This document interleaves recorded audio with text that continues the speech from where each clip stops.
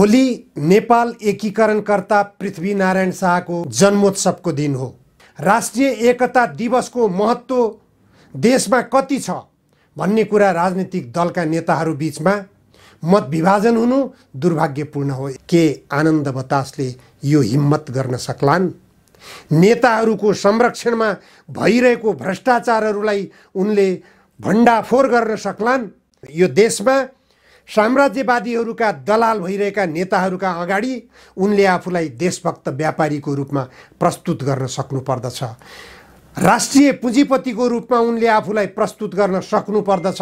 राष्ट्रिय पुँजीपतिहरू देशका गहना हुन सक्दछन्, साम्राज्यवादीको दलालको रूपमा नेताहरू प्रस्तुत हुन सक्दछन् भनेदेखुन् सामन्त राजा भए पनि यदि देशभक्त हुन्छन् भने राजा स्वीकार्य हुन सक्छन्, तर साम्राज्यवादीहरूका दलाल नेताहरू नेपाली जनताका निम्ति स्वीकार्य हुन सक्दैनन्। आजको राजनीतिक परिस्थितिले त्यो सिर्जना गरिरहेको छ।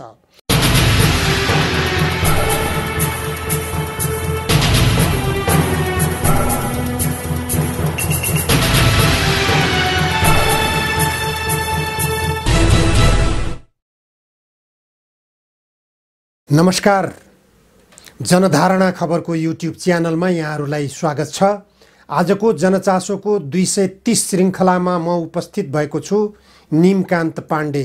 आज 2078 साल पुस 26 गते भोलि नेपाल एकीकरणकर्ता पृथ्वीनारायण शाहको जन्मोत्सवको दिन हो। नेपाल एकीकरण दिवस, राष्ट्रिय एकता दिवस, तर नेपाल सरकारले एक दिन पनि बिदा दिँदैन। यो दिनको बिदा दिँदै आइएको बिदालाई पनि कट्टी गरेर सरकारले राष्ट्रिय एकता दिवसको अपमान गरेको छ। राजनीतिक दलहरू बीचमा यो विषयमा मत विभाजन भइरहेको छ। यो स्थितिको निराकरण कसले गर्ने? राष्ट्रिय एकता दिवसको महत्त्व देशमा कति छ भन्ने कुरा राजनीतिक दलका नेताहरू बीचमा मत विभाजन हुनु दुर्भाग्यपूर्ण हो। यसले गर्दा राष्ट्रिय एकताको भावना राजनीतिक दलहरूमा छैन, नेताहरूमा राष्ट्रप्रतिको भक्तिभाव छैन, राष्ट्रिय स्वाधीनताप्रतिको चिन्तनशीलता छैन भन्ने कुरा स्पष्ट हुन्छ। अब चर्चा गरौँ अहिले निकै चर्चाको शिखरमा पुगेका बतास समूह बारेमा। बतास अर्थात् हुरी बतास, आँधी बतास, सामान्य रूपमा हेर्दाखेरि आनन्द बतास। नाम हो उनको आनन्द, बतास उनको थर। यो निकै चर्चाको शिखरमा पुगेको छ यो व्यापारिक घराना। यो व्यापारिक घरानाले नारायण हिटी दरबारदेखि लिएर पशुपति क्षेत्रमा भारतले निर्माण गरेको धर्मशाला र सेती नदी हुँदै विभिन्न ठाउँहरूमा आफ्नो कब्जा जमाएको देखिएको छ। तर बतास समूहले आफ्नो कब्जा कसरी जमायो, यसमा राजनीतिक दलका भ्रष्ट नेताहरूको कति संलग्नता रह्यो, कति सामिप्यता रह्यो, भ्रष्ट नेताहरूले कति आर्थिक लाभ हासिल गरे भन्ने कुरा अनुसन्धानको विषय हो। तर यो देशमा अनुसन्धान गरिएला, यस्ता भ्रष्टाचारका गतिविधिहरू छानबिन होलान् भनेर आश गर्ने ठाउँ छैन। तथापि आनन्द बतास एउटा शालीन व्यक्ति हुन्। उनको चरित्र हत्या भयो भनेर राष्ट्रिय प्रजातन्त्र पार्टीका निवर्तमान अध्यक्ष कमल थापाले समेत ट्विट गर्न पुगेका छन्। त्यसै गरी उनको बारेमा लेख्ने धेरै नेताहरू देखिएका छन्, धेरै नेताहरूका निकट रहेछन् आनन्द बतास। आनन्द बतासले नेताहरूको आड भरोसामा नै आफ्ना कामहरूलाई अगाडि बढाइरहेका रहेछन्। उनले नारायण हिटी समेतमा आफ्नो ठेक्का प्राप्त गर्नु र नारायण हिटीमा रेस्टुरेन्ट सञ्चालन गर्ने अनुमति पाउनु पनि नेताहरूसँगको उनको सम्बन्धको परिणाम हो भन्ने कुरा स्पष्ट भएको छ। चर्चाको शिखरमा थियो यति समूह। यति समूहले गोकर्ण रिसोर्ट लगायत नारायण हिटी दरबारभित्रको पनि केही जग्गा प्राप्त गरेको निकै चर्चा चलेको थियो।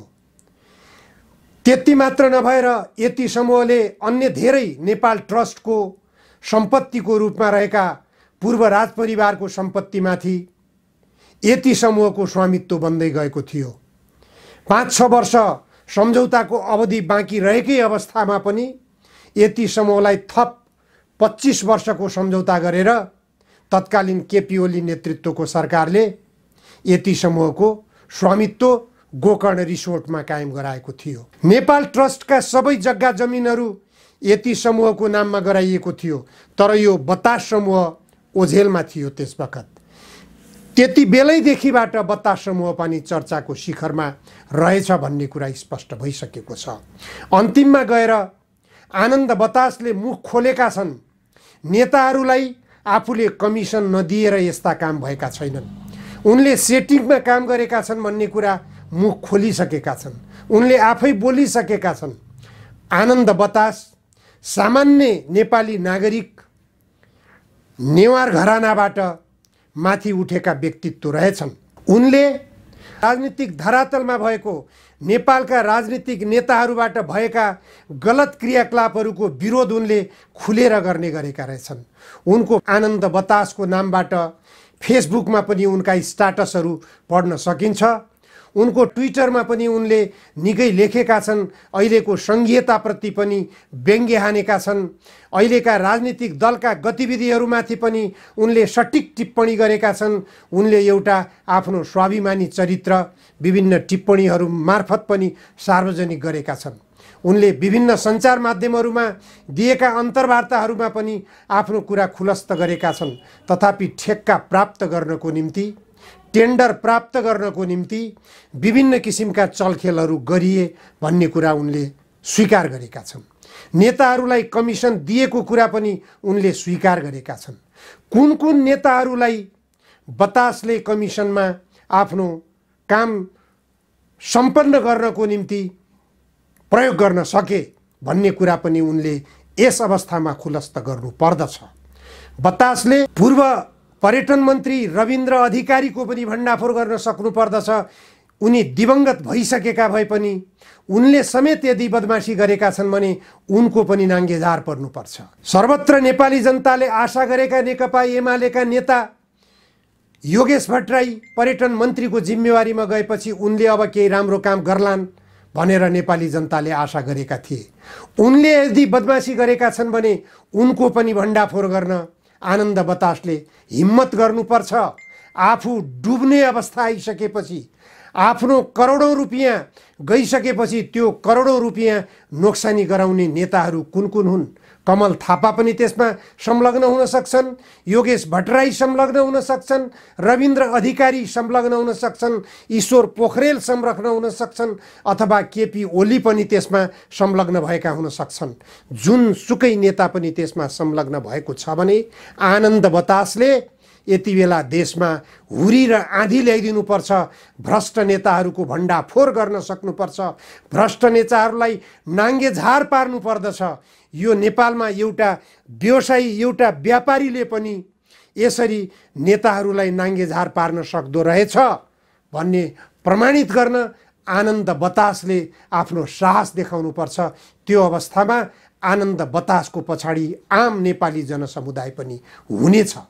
आनन्द बतासलाई धार्मिक आध्यात्मिक व्यक्ति भनेर पनि प्रचार गरिएको छ। धार्मिक आध्यात्मिक व्यक्ति हुन् भनेपछि अझ पनि उनी भ्रष्टाचारका विरुद्धमा आक्रामक रूपमा प्रस्तुत हुन सक्नु पर्दछ।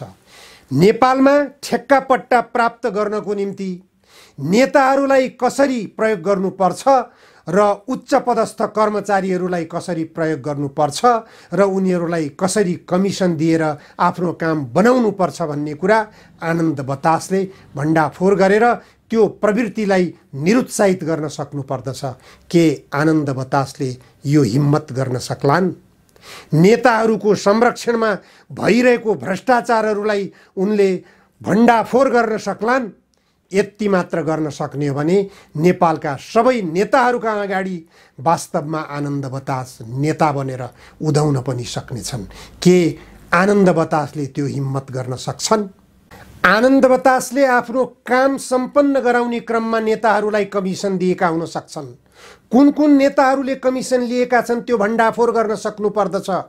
नेपाललाई विदेशी शक्तिको उपनिवेश गराउन पनि नेताहरू बिक्री भइरहेका छन् यो आनन्द बतासले पनि देखिरहेका होलान्।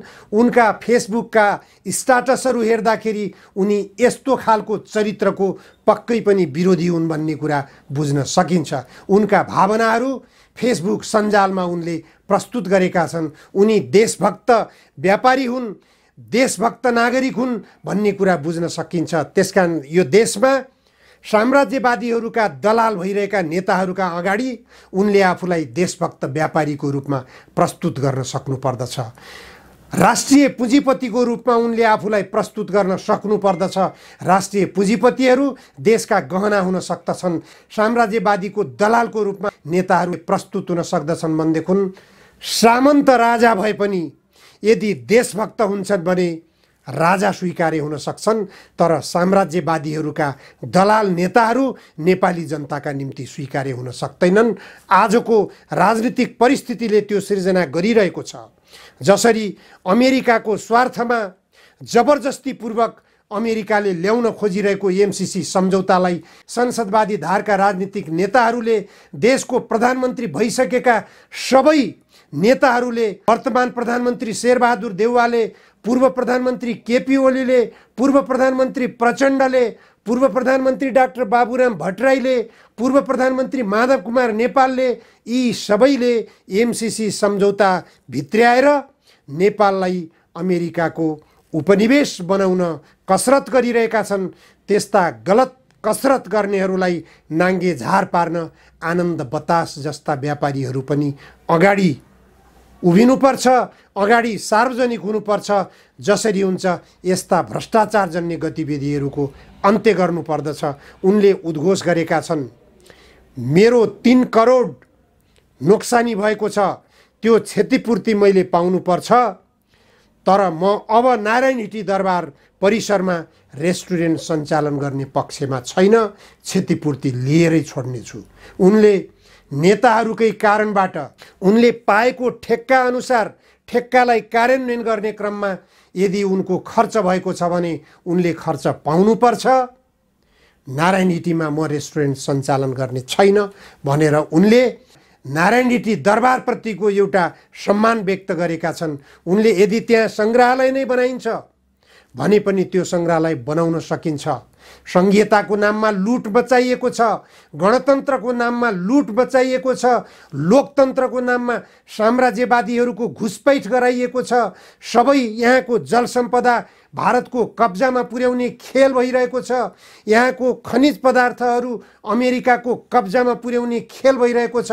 त्यसकारण यस्तो अवस्थामा आनन्द बतास जस्ता व्यापारीहरू राष्ट्रिय पुँजीपतिको रूपमा उभिन सक्नुपर्दछ, राष्ट्रिय स्वाभिमानको पक्षमा उभिन सक्नुपर्दछ।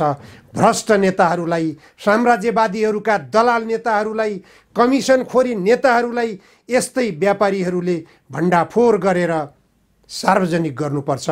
उनीहरूलाई सार्वजनिक रूपमा अनुहार देखाउनै नबन्ने गरी कलङ्कित बनाएर पनि छोडिदिनुपर्छ। यदि उनीहरूले कलङ्कित काम गरेका छन् भनेदेखि त्यस्ता नेताहरूलाई नाङ्गे झार पार्न यस्तै व्यापारीहरू अग्रसर हुनुपर्छ। जुन व्यापारीहरूलाई ढाल बनाएर नेताहरूले देशलाई लुट्ने गरिरहेका छन्, ती लुटेराहरूलाई सार्वजनिक गर्न आनन्द बतास हुरी र आदि भएर प्रस्तुत हुन सक्लान्। उनले कसरी प्राप्त गरे पशुपति क्षेत्रको धर्मशाला, त्यति सस्तो भाडामा उनले कसरी प्राप्त गरे? नेताहरूले कमिसन नखाएर, उच्च पदस्थ कर्मचारीहरूले कमिसन नखाएर त्यो प्राप्त गरेका छैनन्। कसरी प्राप्त गरे नारायण हिटी दरबारभित्र रेस्टुरेन्ट बनाउने अधिकार? नेताहरूलाई नपोसेर, उच्च पदस्थ कर्मचारीहरूलाई उनले कमिसन नदिएर त्यो ठेक्का आफ्नो नाममा प्राप्त गरेका होइनन्। त्यो महँगो ठाउँमा त्यति सस्तोमा उनले कसरी प्राप्त गरे? के आनन्द बतासले यी सबै कुराहरूको भण्डाफोर गर्न सक्लान्? आशा गरौँ उनी अनियमितताको विरुद्धमा प्रस्तुत हुने एउटा अब्बल दर्जाको व्यापारी भएर निस्किउन्। शुभकामना व्यक्त गरौँ। हस्, आजलाई यति मात्र। धन्यवाद।